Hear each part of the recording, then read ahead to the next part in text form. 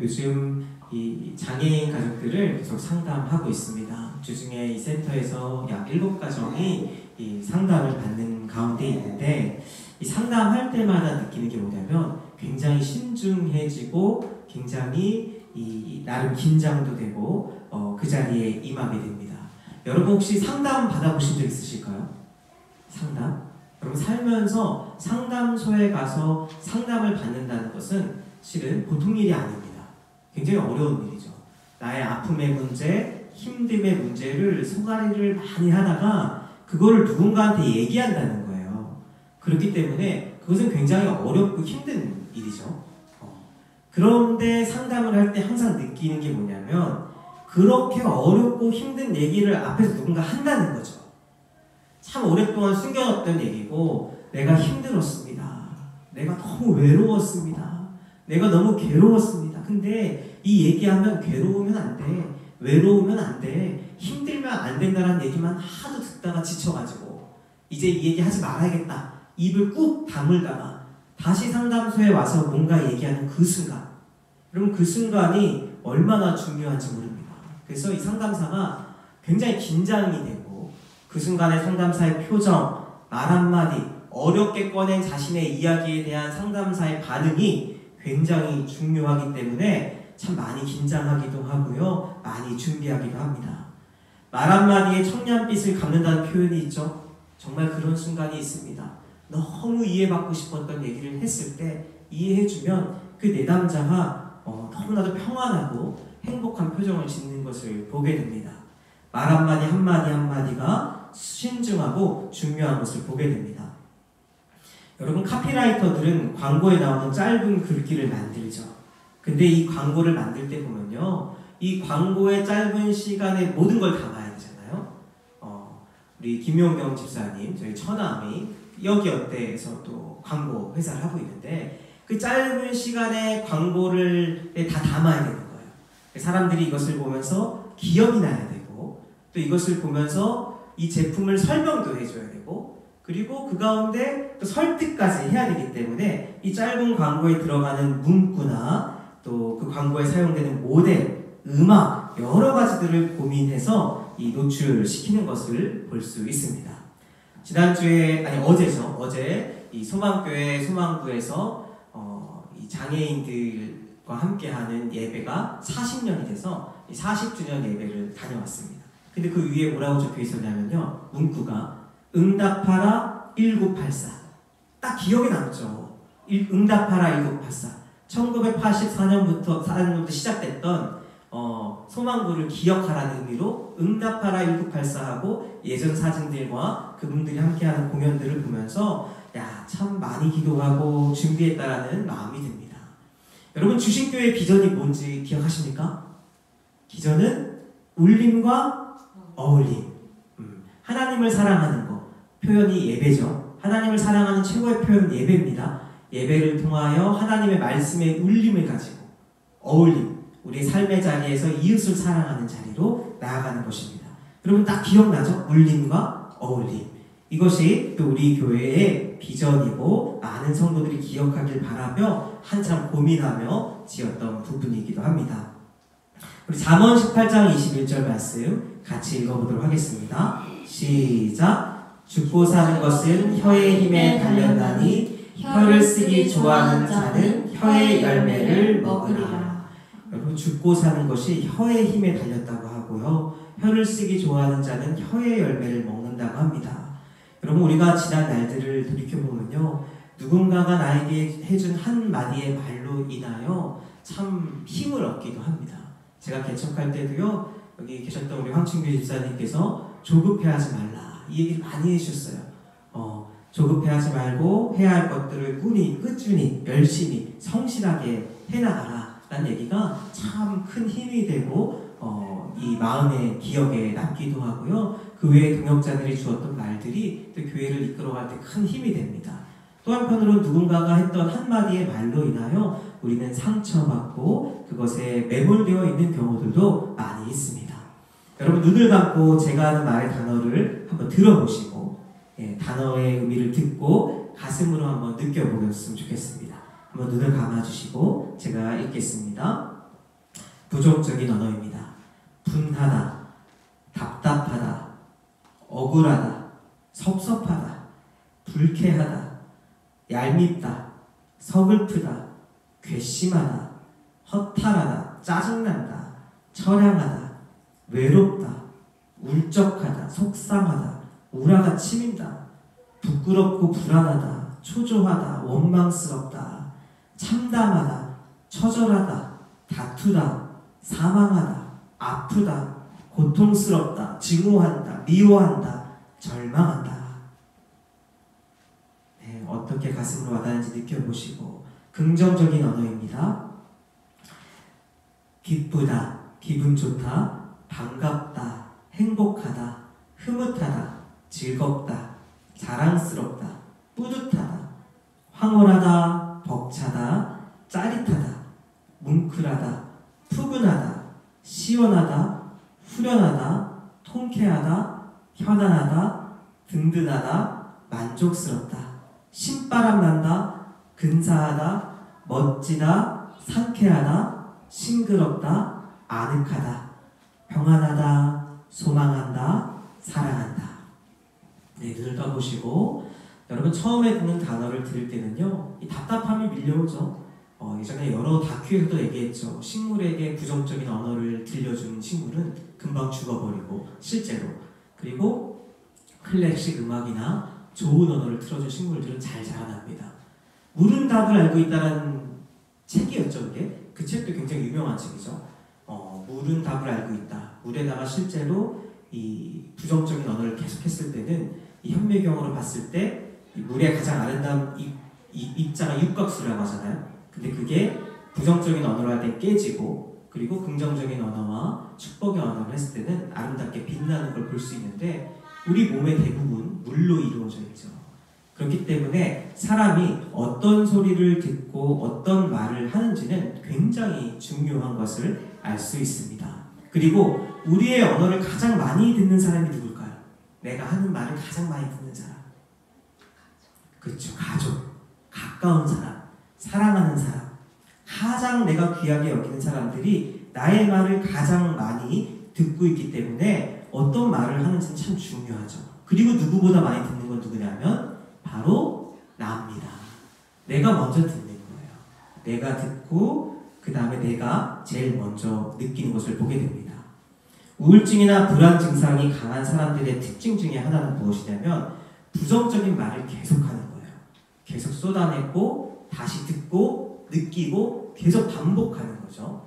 그거를 한편으로는 부정적인 말을 하는 사람들의 특징이 뭐냐면 예전에 있었던 부정적인 생각에 사로잡히는 거예요. 이 반추라고 합니다.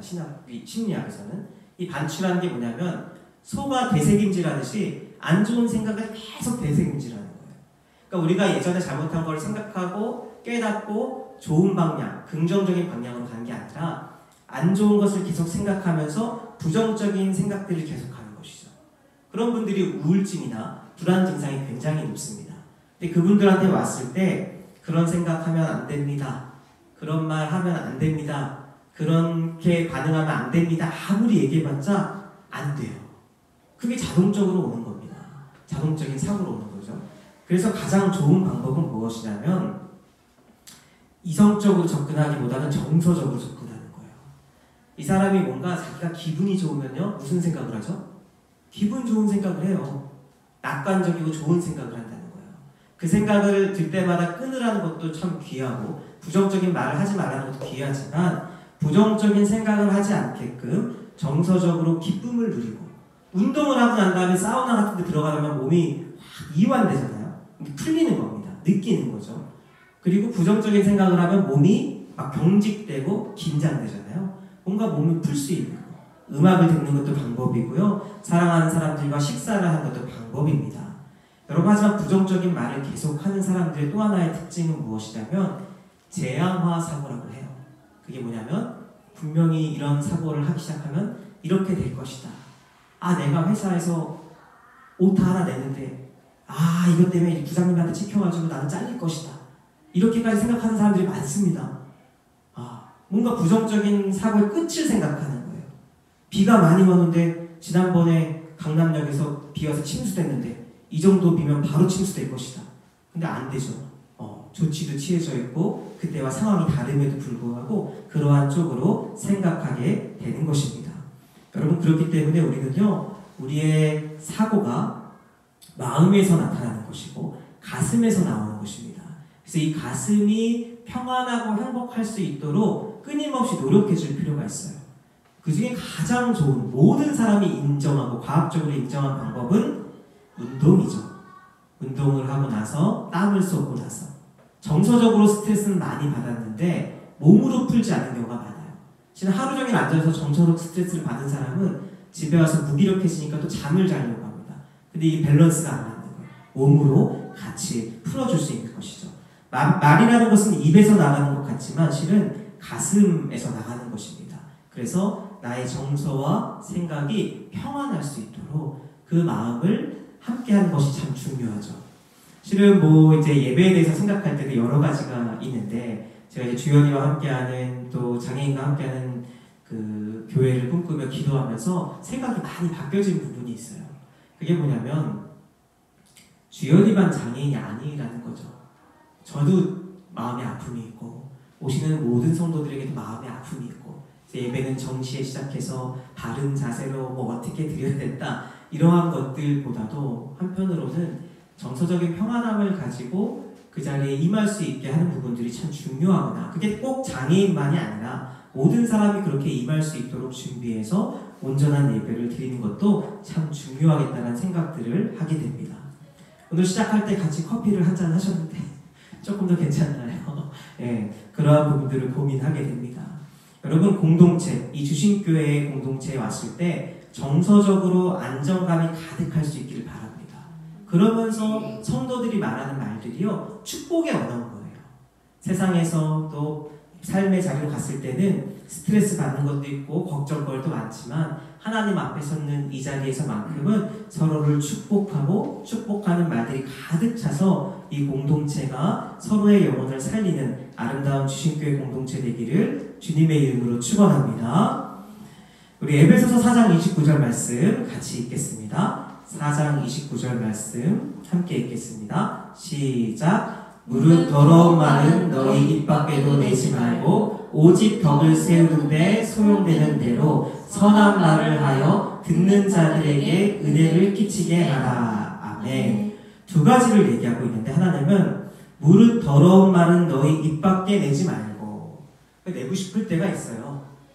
근데 그때는 이제 이 표현은 좀 침묵을 의미합니다. 뭔가 내가 나가려고 할 때는 침묵하거나 아니면 실은 기도로 쏟아내거나, 더러운 말 나가지 않게 조심하고, 두 번째는 선한 말을 하라는 것입니다. 여러분, 우리가 말씀으로 인정하는 지금 보이는 성경은 이제 이 하나님의 말씀으로 채택받은 이 정경이라고 부르지만, 성경의 권위까지는 아니지만 참고 정도 할 수 있는 문서를 외경이라고 합니다. 그리고 잘못된 문서들을 이제 위경이라고 하는데, 외경에 보면요, 참고 정도 할 수 있는 거죠. 지혜로운 민족들, 이스라엘 백성들이 어떤 언어 생활을 했는지 볼 수 있는데요. 우리 함께 같이 한번 보도록 하겠습니다. 함께 읽겠습니다. 시작. 침묵을 지켜 현명함이 드러나는 사람이 있는가 하면 끊임없이 짓거림으로써 남에게 미움을 받는 사람이 있습니다. 지혜로운 사람은 때가 오기까지 침묵을 지키다 어리석은 사람은 때를 분간 못하고 수다를 떱니다. 여러분, 침묵에 대한 부분이 성경에 실은 제법 많이 나와 있습니다. 언어 생활 중에 우리가 잘 활용해야 되는 것 중에 하나가 침묵이에요. 상담을 할 때도 마찬가지거든요. 침묵을 하면 어색함이 흐른다고 생각을 해서 뭔가 자꾸 이야기를 하다가 망치는 경우가 많아요. 그냥 침묵을 좀 견딜 수 있는 것도 잘 훈련됨이 필요합니다. 하나님은요, 우리의 기도에 침묵하실 때가 정말 많으세요. 바로 답해주는 것이 아니라 침묵의 시간을 통해서 내가 되돌아보고 하나님을 더 갈급해하고 하나님을 더 찾게도 하고 시기적절한 때에 하나님이 응답해 주시면서 하나님의 응답이 얼마나 귀하고 소중한지도 알게 하는 것이죠. 이 침묵의 시간. 여러분, 편리주의 가운데 우리가 있을 때 침묵과 기다림의 시간이 없어지는 것을 많이 봅니다.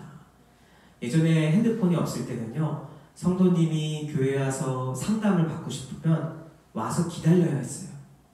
약속을 잡아야 했고, 약속 잡는 게 뭐 카톡 한번 띡 보내고 바로 응답하는 게 아니라 누군가를 만나기 위해서 마음의 준비를 하고 기다려서 약속을 잡고 만나는 거였어요.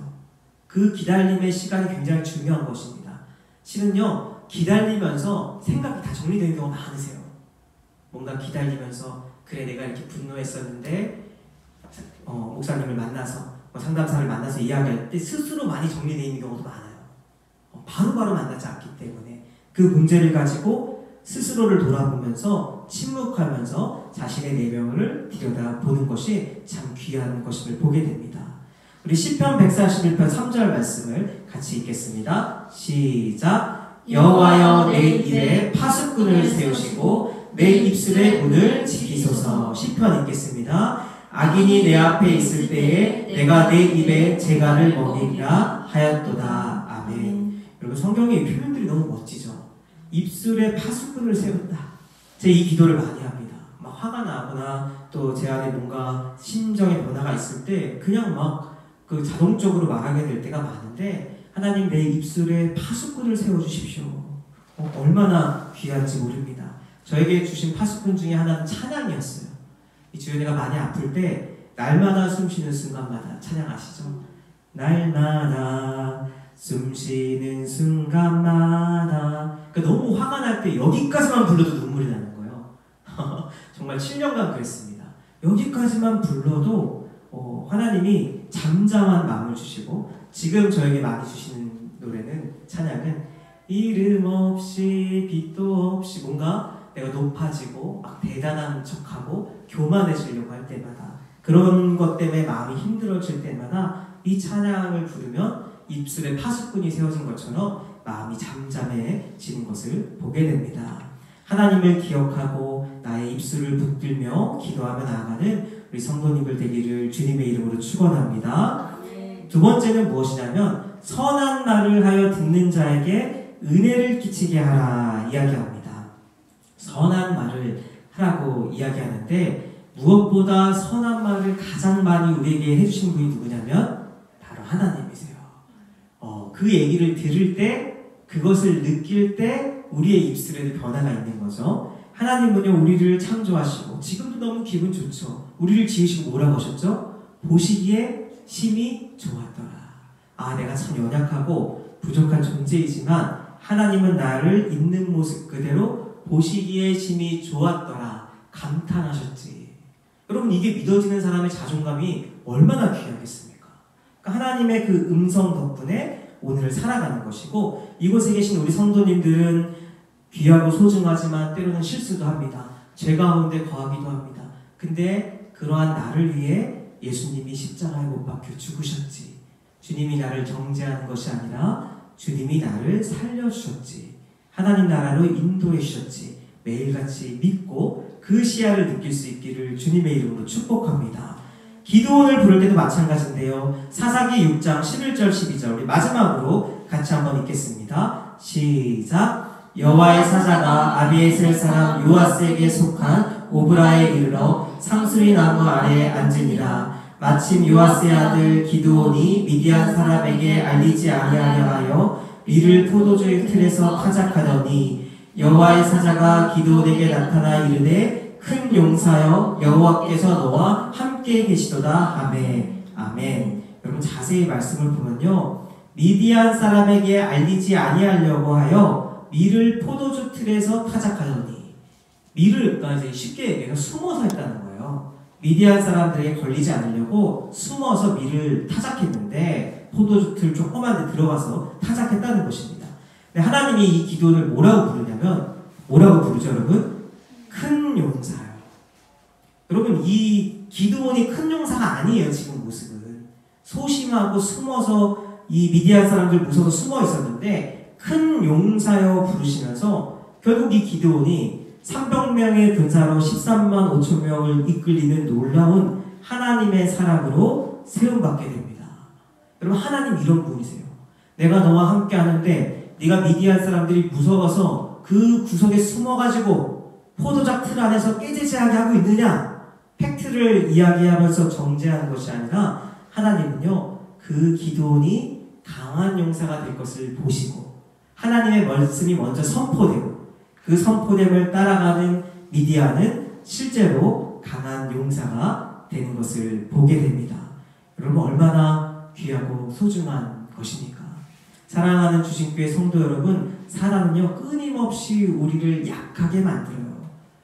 너 같은 사람이 구원받는다고? 너 때문에 아이가 아픈 거야. 너 때문에 이런 일이 일어난 거야. 끊임없이 우리를 정죄하는 게 사단이지만 하나님은요 넉넉히 품어주십니다. 하늘을 두루마리 삼고 바다를 먹물 삼아도 다 표현할 수 없는 놀라운 하나님의 사랑이 우리를 강권하시기 때문에 우리의 삶의 문제, 우리의 삶에서 겪어야 하는 모든 문제에서 다시 하나님께 되돌아갈 그날을 기억하며 지금까지도 하나님이 가장 복된 일로 인도해 주셨음을 바라보며 승리할 수 있기를 주님의 이름으로 축원합니다.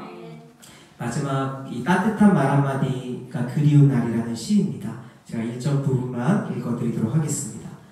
따뜻한 말 한마디가 그리운 시간들 속에서 우리 서로를 아프게 하고 상처 주는 말들로 후회하고 있지는 않은지 지난날 용서보다는 상처를 택하였고 이해보다는 미움을 택하였으며 사랑보다는 무관심을 택하였던 나날들이 아니었는지 만약 그랬다면 새롭게 시작하는 이 순간 소원을 빌고 결심을 적기 위한 하얀 종이 위에 한 줄의 공간을 비워두는 것은 어떨까요?